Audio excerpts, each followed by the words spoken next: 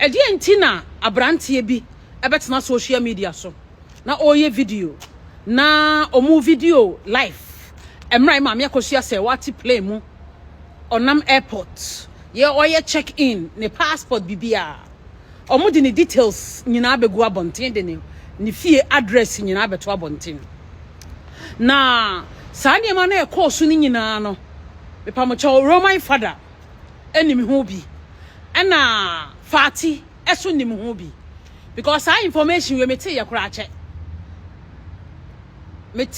che se Fati ni Roman Fada pese wo mo ya no mo di Mami Akosua sewa na dress ni bibia ebetu dwama nkofo hu meti some information we ache enti me magana fo nyina so ate se Mami Akosua sewa dru airport won information a mo di pia bontin nyina no eye Roman Fada any Fati I was rather the Lumba lawyer and you ma ye nyina yesi mu dwane nyame a mo hye na se Ghana ye kro papa bia na se Ghana mra bi wo ho na nka mo ye serious ampa enka sa ade we ye see ye e wo airport yi enka it's about time o se nka mo yi omodi nka cameras wo mo check in ma me ne niam nyinara e wo se nka mo ye investigation fa o mo nyina ho sana na o se nka eko yetimi hwehwem baby a ukoye u check in obi a odu nanim bia no wo ye suspect e wo se ni nyina wo se nka mo hwehwem nanso sukro na ye free mu ne de e ye walantu walansa Mami Akosua se wani da de lumba nsem ye ba ye ne ehunu se ye kro na ye wo mu no e ye walantu walansa ya ma na ehunu kunanim ni dead body so ya ma na ehunu oni ba bia osie no a ye besre se maame monhwe na monya ho bibi e ma yen because maame ni to kwan yakọ Germany back ekra no lawyer Fati any Roman Fada medsi me bupi na maka because omunim ho bia enka de be right ena obi wo say maame a waba watu kwan ba ne krom na wokọ ne krom back Germany na enkofo timi de ne passport ne fie address nyina betoto abonten enti ye besre munya investigation emaye. She spoke to the husband. She asked for a divorce. The husband said, no, I'm not going to divorce you today or tomorrow. We are going to be married forever. In our culture, we don't believe in divorce. She forgave her husband. They were working on things. The husband just died in July 2025. We don't know what killed her. She said, no, what killed her husband? House help. How can a woman be with her husband for nearly 40 years? And then the house girl who comes to betray, have kids with her because she has a few kids. No, she's now also a wife. The kids are for the man. How can that be possible? How can that be possible? Me personally, I'm married to my husband here in the UK. Are you telling me that if my husband go and have an affair in Ghana and then they have a child together, that me as a legal wife, I now have to fight with the mistress for my rights? Roman Fada himself, that the Lumba one worry or do Roman Fada wouldn't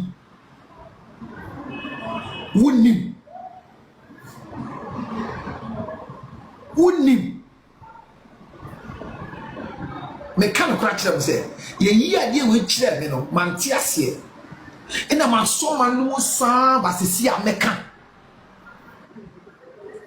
me say assemble e ko so susu wi ase Lumba anware odobro.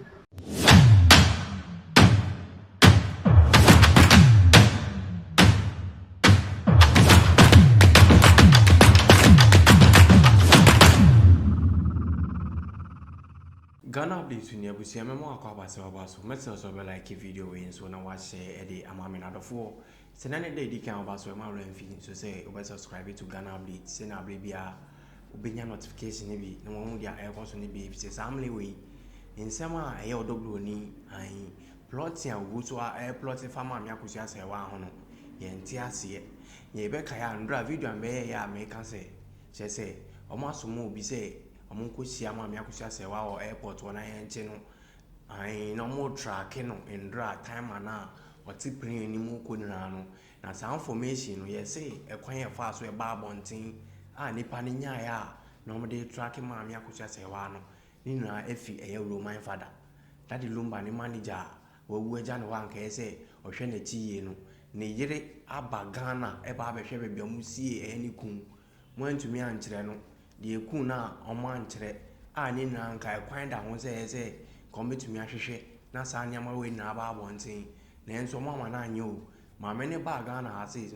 yen hwe do ma na agi ni tu ma omo kire ne do anyumtofo bibiri na ko hu no na chese enye wanwa se ne kun na chese so we ja ne kula nti obi anka abo no ablabom se de ese nko mo ko hu ba bia omo si da de lumba na so maame Akosua se wa wentumi anka nko hu na se we fi ha esa anko ba bia o fi ha na afi mu so man klofo track no na Roman Fada na afi yese da de lumba sa ne lawyer Fati na okotai odo broni ati pese omo kanta ejapade ni na ye nim dia Fati na kwako hu a on de ne abrida de lumba japade ni so se o jini na dia mo odo broni eno ke ka ho bi na om de sa information we na kwako ma eye wo ebi blogger bi o na wa ba be post sa na ma no abla maame Akosua se wa eti eye pu mu kono mo track no je so mo nya information bi om di se adwuma no efia rambo aba be brasti wo mu yi ankasa na o se aban no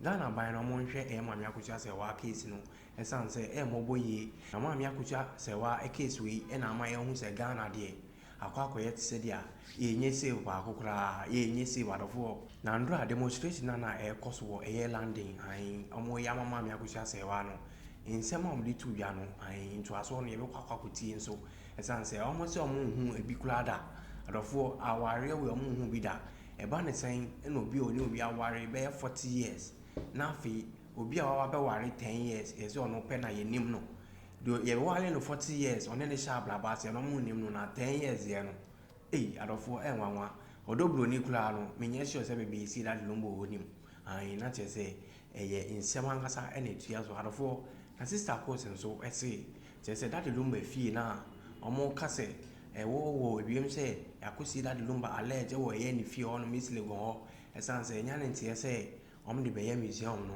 se ya mpa o adofo secret bi aba sister course ya ba be guda na ye se Roman Fada de an wonim se odobro ni anware no wonim se da lumba anware odobro ni adofo yenko ne ngo ti nsem no meto so be kire wa adwen o comment section like video no na share for mami I Ghana update abusiafo finally maame Akosua se wa fosu wakodru jojo asundue mu her excellency oba ni monyamfo oba ye hwe ne ho bobrama ne yeyi oba ye boni din a wa wotimu se ni kunu kura di ne ho adanse se ne yiri hu ni asem no kwasam ensama akoso emra o tu kwan na no mo tuo nyina wo airport enkofo ebisa se edi entina abrantie bi ebetena social media so na oye video na omu video live emra maame Akosua se wati play mu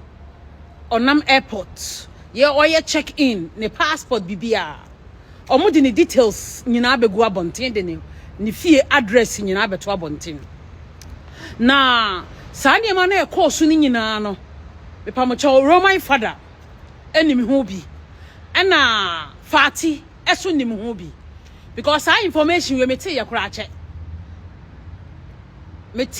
che se Fati ni Roman Fada pese wo mo ya no mo di maame Akosua sewa na dress ni bibia ebetu dwama nkofo hu no meti some information we ache enti me magana fo nyina so ate se maame Akosua sewa dru airport won information a mo di pia bontin nyina no eye Roman Fada any Fati a wo so either the lumba lawyer a nani abre ne ho a opese wo ya na that the lumba japade bia Fati di nani ehu no wo mo nim so odobro ni ti we ya nware ni to mo ni nyina sign contract say ye begina ama na won saka sa achefa we nim ne ye beje smart masie aha enti Fati enima mu ye nyina yesi mu dwane nyame a mo hye na se se Ghana ye kuro papa bia na se Ghana mra bi wo ho na nka mo ye serious ampa enka sa ade we ye si ye e wo airport yi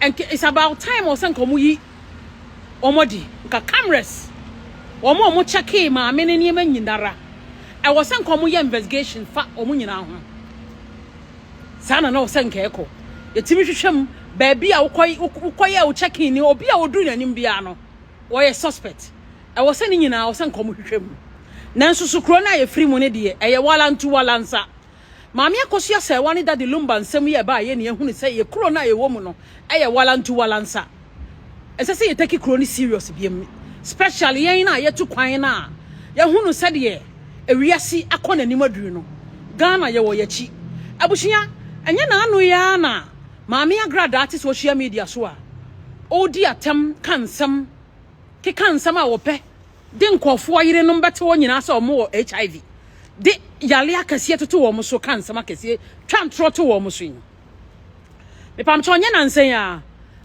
se abushia sam be kaya ye pie bonte be kan se de maami ne ye no e wo man ni mu no enye wabokro no abu nkofo enti yesre Ghana mpanyifo se omo mamra nya adwuma na maami na de a wo ye social media so eye fie empaniking nkofo abrabo mu abu nkofo still maami ni gusu ofo so o ye bold so obetimi aye saade no a wote wonom no enti wo se ye che maami no in fact ye Ghana mpanyifo de wo se ye yoyo ema agrada ye che no ye de ne ko 15 years egusu agrada da so dem besine ema ye bo Ghana mpanyifo aba so emra se ene de emra ye adwuma efisai me papa mahama ene se wo so eti wo de mra ne ye adwuma abushia ye maame vice president ene ye de ensasi ye bosa Ghana ye wo yo ba wo ye vice president eti ensam we ni ya na me mfa nkom papa mahama so bebre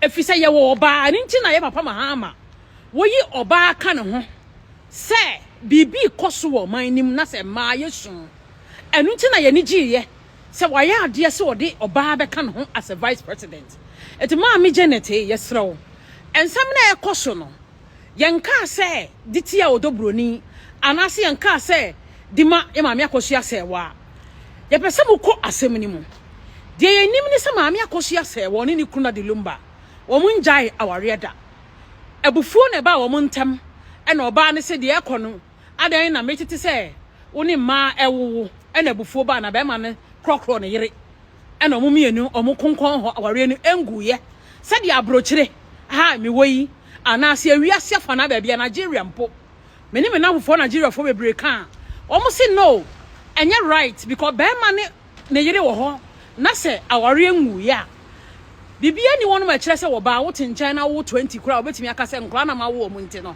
aware no me na be ma no why de me na tena awo nkura 20 enti no e wo se de be ma na japade e wo no me na me di mu akote ne me ne o se de ma me enye ba bia ensi kuro ba bia mu enti ye besre ye maame vice president ye maame Janet yesrew asem ne yesikom se ye Priscilla ena wo ko aware ena obi di no a enkai baba begina ha na yaka na yesremo sani agrada ati abonten a na ode nkofo anim eye fom twa ntroto nkofo so no ye pie be kan ye na mode osue ye oya ye ni gi ye boje mu so no asem na ekoso no se ye pese ye hunu se ampa emra ye adwuma wo man ni mu ana se ye fa ni die ma ye mpanyimfo ana ye nyina fa ye nsansi ye boni enka se yes ye to obama president ana ye yi oba as a vice president obehwe ama emma biba ye ntama obetimi ahwe ama yi ato yi eti ye Maami Jenete yesremo de ekono ewom se fati ede ne ho abobobo ajagisefo ene mpanyifo bi eti omo kiremu different ene kiremo montomo boase na Maami Akosua S wansem a ode aba appeal no monhwem na monhwe no kura ewom ema Ghana ye bonto ye yem na afedi etime de ensasi ye boni ye proud say den Ghana ye wo vice president or yo ba anya sa ye nyina ye confused yenti asese ye yi ye vice president or yo ba na emma nsem say yesi na ye Maami mu ntimi take action na omo nhwe ne kura ewom se mukom na say ya mpase wodobroni ye ware no yi awei afi wei na evidences nyina beba na say ye hwemu na ye no kura okay na afi ye hunu ba bia nsam no ye ka kosi na ye hunu adwuma ben no da de lumba be ye emfie sen ade adwuma na ye a ono betimi ade ye Maami Akosua S wade oni ni kuna sate especially efia oni be ma na sase omototo ye na akola ne momu no atageti se ono oba lumba abra bomu se obepa ajapade enti ono momu no da de lumba ajapade no ode ne nnuanom na busuafo akotena tena mu pese oma ade ni luku te say social media war Mami, yesramo vice president, and yes, social media war ne yeko. Ye pay Mami Akosua S wa justice na ama no. Because the econo and tiasie bi anim yesramo odo broni ye friend presela. Etwe sika ma bloggers so mundi Mami natem. Enti ama Ghana for manyansafo no. MPP o NDC o. Obi ehunu se Mami no. Wa bre wo Daddy Lumba ho. And I'm not sure Daddy Lumba obeye Daddy Lumba. It is a Daddy Lumba ewu na se ni kunu. Yamana ehunu ni kunu anim ni dead body so yamana ehunu oni ba bia osie no a ye besre se maame monhwe na monya hu bibi emayen because maame ni to kwan akọ Germany back kra no lawyer Fati any Roman Fada medsi me bo pi na maka because o munim hu bia enka de be right ena obi wo se maame a waba wotu kwan ba ni krom na wo kọ ni krom back Germany na enkofo timi de ne passport ni fie address nyina betoto abonten eti ye besre munya investigation emayen se mo ne sankofo ni bi ye free frɛ mo ma da ma but ye sre mo ma emra ne nya adwuma na abro kire won fa ho se ne ba no ne nwia no ne yere no sa asem ba na wodi fo a de no kura no yiye no ene beto yiye eti Ghana mpanyifo ye sre mo de ekono eni enyan ne ye disappointed in you guys especially ye ma me vice president yes ro enguye ni mase ensem na ekono hwem na hwe ne kura ewom na Ghana ma awarefo ene nkura na eba no omo ebonto wo mo yam yes ro mpanyifo. All the albums she produced of her husband were a hit. She borrowed money from the bank just to make her husband who he is now. They built about a woman Kofi. They built properties, businesses together. Child had marriage certificates. Unfortunately, or can't store in and do the moment and Kazanya so confusing. Okay. And for many years, they were secretly having an affair together. When the wife would come to the house, she pretend to be her house help. She'd do everything for her. Then later on, 2018, she found out that the man had an affair with the house girl. She spoke to the husband. She asked for a divorce. The husband said, "No, I'm not going to divorce you today or tomorrow. We are going to be married forever. In our culture, we don't believe in divorce." She forgave her husband. They were working on things. The husband just died in July 2025. We don't know what killed her. She said, "No, what killed her husband?" She asked for autopsy. They refused it. She went to court for an injunction to stop the burial. They refused it. They granted the injunction. Somebody powerful called and said, "Why did you grant the injunction?" Then all of a sudden, they said, "Bring nearly 2 million Ghana cedis within 1 hour, or they'll give the body to them to bury." Which is $200,000. Listen, it's $200,000. you are not going to be able to get that in an hour from the bank without notice. So they buried their husband without her being there. She was still in Germany. They refused to tell her where the husband has been buried. And now she's going through an appeal because when she went to court to say, "I'm the wife, I should be able to make decisions," the judge said, "I'm not going to accept your German marriage certificate because it has to go through a certain process." And as she said, that process does not exist in Germany. Ghana had. She said, "Oh, it doesn't exist. I don't care. It's your job to make sure it happens." But if Ghana hasn't got a process for it to be done in Germany, how can she do that? She got the German embassy in Ghana to confirm, write a letter to confirm that they two are still married and they're legally married in Germany. The judge said, "I don't care. Unless you go through this way, I'm not gonna recognize you as the wife." And then therefore, you and this woman will both be wives. The house help. How can a woman be with her husband for nearly 40 years? And then the house girl who comes to betray, have kids with her because she has a few kids. No, she's now also a wife. The kids are for the man. How can that be possible? How can that be possible? Me personally, I'm married to my husband here in the UK. Are you telling me that if my husband go and have an affair in Ghana and then they have a child together, that me as a legal wife, I now have to fight with the mistress for my rights? No. That is not fair. Only in Ghana. Can you use money? Can you use money to buy just bribe? They bribe them. Yeah, bribe. It's a bribe. It's a bribe. They give them a bribe. They pay for bribes. So we want justice. We want justice. For who? Right. They bribe the judges, the higher paid, the government is all concerned, like nothing is going on. Corrupt. The country is corrupt. So we want justice. We want our judicial system to work. We don't want a house help who will fight with a woman who has worked for so many years to come and rape where she's not. So it is not done anywhere in this world. You don't use children to blackmail the man, and now the man is not alive. You're going to use the same children to blackmail the wife. It is not done. DNA will be done before. Do they have any children? She has six. Yeah, she's claiming that she's got six children with the man. For the man. 6 children with the husband. You think people who work so hard will have 6 kids? And let me explain something to you. She's claiming that the man was very sick when she found the husband. And during that time she was with the husband was too sick, bedridden, had to have a she had 6 children With the German wife. with the German husband. But the German wife Good life, why now? More reporting. Good life. This is like the most saddest Kofi Maninka marriage by ordinance. Why? Nothing. She wants to be known as a wife. She wants to be known as a wife because if she's not a wife, you do DNA and find out the kids that doesn't belong to the man. Is it this man? This is the woman. No, this is our president. This is our president. The woman. Where's the husband? We don't have the picture here. We don't have a picture here. We don't have the picture here. This is the woman that we want justice for. That's the missus. This is the mistress. The missus. This is the missus. Hello? This is the missus that we want justice for. Yeah, Kofi Yawaha. Okay. Superstar, like you said. That's Number 4. you mentioned number 4. The Henwa. She's German. The husband is German. They married under the ordinance 2000. Publish it in the newspaper. I understand now. Very good. So you see, Oh, that's the wife. God bless you, sir. God bless you. Juman Angel number.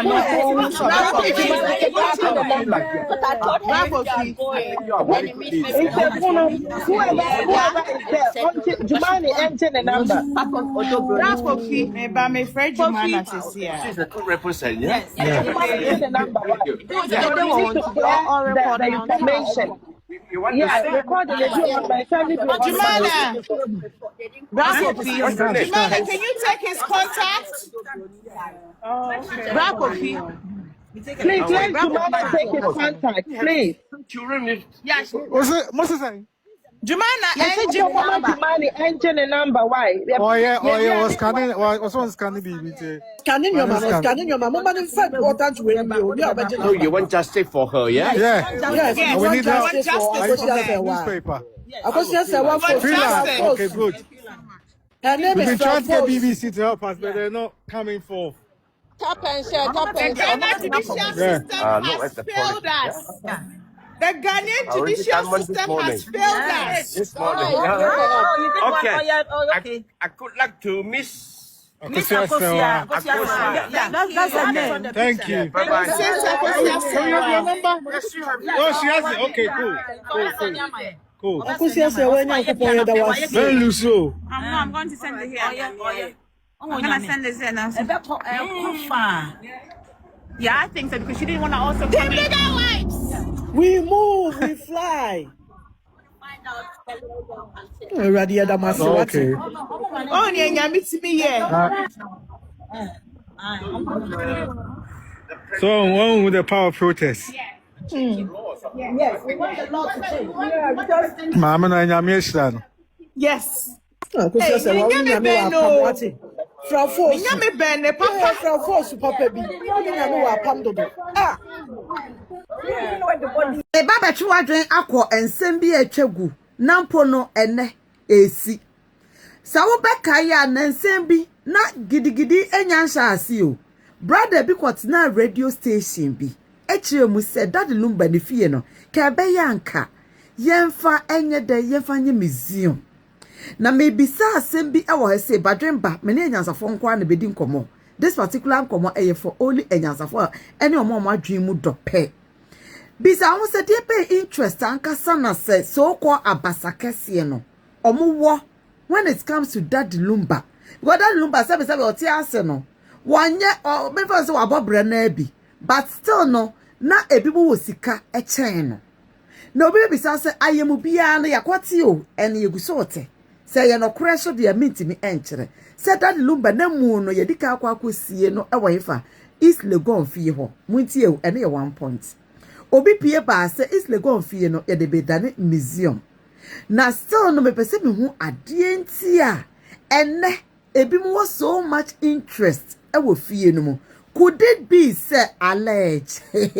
Could it be say ebi no pese bia womo exchange efie no na omode ye museum no I tell you omanfo si ekeka won tentan no so sempo no eyesa anetia na eno enkoye ade bia I say matafru nsem I say exchange barter trade no ana na me so bia me fa sika ni bi enko han dan na me ko tua dan because bia na nipa na yesie no ofie onom no oprega in future bi baka say osuru because efunu de a oda fie de no kra ne nyame ani ehu kakra wom ate ase especially obi a oben wo kakra na mpo no obu etonga no so kakra eba na sa na memories no eba ahomache anopa awia anwumre ne okowura kitchen kra say na wo sha ase etia mu na wo keke mu na wo tie ye o nkomo no eye deep enti sa wo adwen mu na sa nkomo we ya meni wedi nkote mase Shadibu has say because eya no nwanwa say asem kopie mu wo court high court mu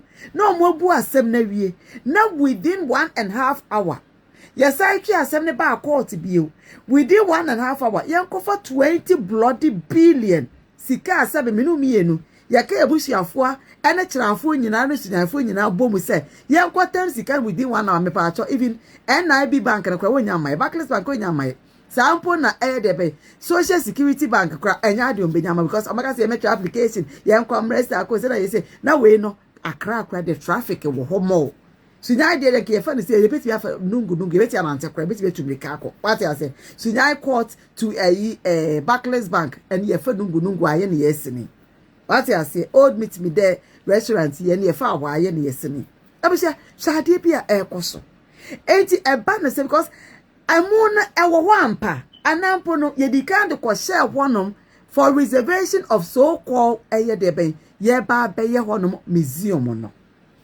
mumie misel etina mi could it be said na amu no akwa re museum odada na omode ya dwen bi edi agro eno ti na abasa kese fo no na omo ye so interested e wa asemi mu ana question because Sabusha penye so tibi bobo oki kese de was edidi so asem ne didi so abusha penye so ema ye hu sampa se emu no na dawo na wo me hwe nanim eno so langbe entimi ensi investigation kese ekoso ewo emu no eno so a omo Ghana police for kra no mu investigation bia because sika no man fa ama asem be ne Ghana be ne eti I'm confused with her. Because of obi personal interest in Tiana. A question maybe some. A nipa bakubi, abasakasia bakubi, ne personal interest in tea. That lumba nya Ghana ni biyewana. That lumba ni abusia biyewana. Ene abusia fo pa akosofo etre se omo funu ewo hen. Pa akosofo papa. Kwato kra ko wura yo. Ekwodu o maame akosia sewa maame akosia brempoma ye ne nua ono na chiri ba no Daddy Lumba no kwempo no omo bo asem ne tubuye se onko fa 20 billion na no omo kopie mo se mo se omo san mra omo kaya de ho abusia badwen ba muti asem ne yeti me pese me hu se eye nipa bi interest because enche o menya ka say sofo ofo menya odifo na po metada na ba bebia ama mempo amma hu se enche safie na efunu demu no se am no krese funu no eda wampa me ba acho ebe chance ehunahuna oprega o because oprega cannot live with a funu in the same house echa akoba na sana ye mi se o could it be say a butter trade and butter trade de kura akoso dada but ye re fi se obebi ne papa ese abrabo ase wo baby e fe maami Akosua se wani sika ahim enti no sa no abasaka se afue madam o mu betia maame ne ka na ade na monko ne sa na modern fa oprega sebe ne taku ne simple animo no emu ayo eno ti na social media detail kesi bi no mo wo mu bie nsem mu no because some people they don't care it especially oyo obi wetu kwan ya wadwe mu bie pa men ka se sebe because wetu kwan bie sunya to be akentampo pa wetu kwan wadwe mu bie anya hwekra no rose flower e wo kwan mu wo grasses e wo kwan mu especially tatima de na his excellency adaroma bayire se ebu se chow ya tesu se ehu me pa to me pa so enche join me politics program no ebu se enko ye ni mo shade ne yakwaso enti no papa na wodi ka pie ba ya wo se yemfa wonye museum no suma ne yesuma ano ana na obebie kwan no eye one.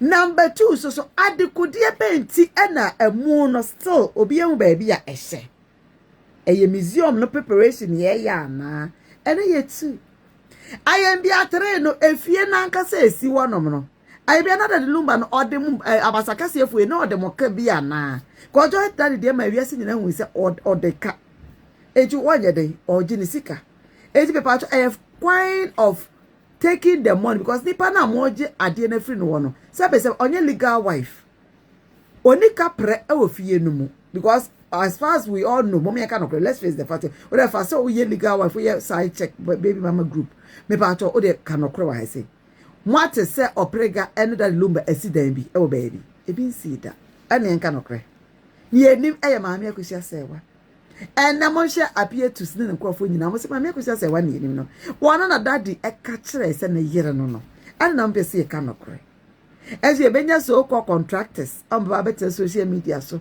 ya so mo de adwuma mo no ko feel na be say for how long me say very sure mo nyina ba better mo to enche go ya ni omo di agro da o ye ni mo mo enche kra table ni ti bi 10 enye nmre bi atwamu omo na ese we eye so for we eye o ye good onya papa o che o se so for ye good o ye papa e bi no abusiafo 80 drain deep as a deep tanker. Maybe so at the amount. Museum no pa chomo me hu da mo bebie sa ampa se museum no. E wo no mo be museum. Na say yes so na etia. Adenti na mo face fast na mo yes mo nim nipa no. Because abusia penyin na pressure da na so pa. Abusia penyin nyansem bi anka obeka. Enso abusia penyin abasaka se no. Aka wano atomu tibi nkasa. Udi abra ti ate. I was for big day and a star course, because so abokoko. Set up connects about a judicial ama and obi a use as a nisika. Any part of the world. God know him for me pacho, senusika efaso. Abasakasiye, one day, Abasakasiye na nkasa ne ochie di ampon. Kesiye no, obemo abasa no achene. Say abasa na ye miyero se miense una you say do. Nyame he cook it with this. Ono de din kolokolo ice no. I say you know octopus no. Ohu ni say bebere. Wiase. Emu oya. Sa oba ku na ni maami Akosua sewa. Ne bra so aba ontimente. Na side chick baby mama. Maami for asema otwe de ampo. Kama is real. E ba na sa na. Obi ti binya sika. Ne last hour no me ba cho no obi na ete ne to ebini.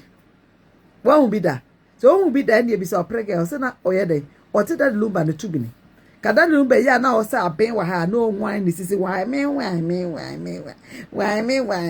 me ba cho no da ho ne ye tete ne tubini se no krede ya awusi afo me ba cho Easter da ebe ka ho sister Akos boutique be pet ni ma papa ni bito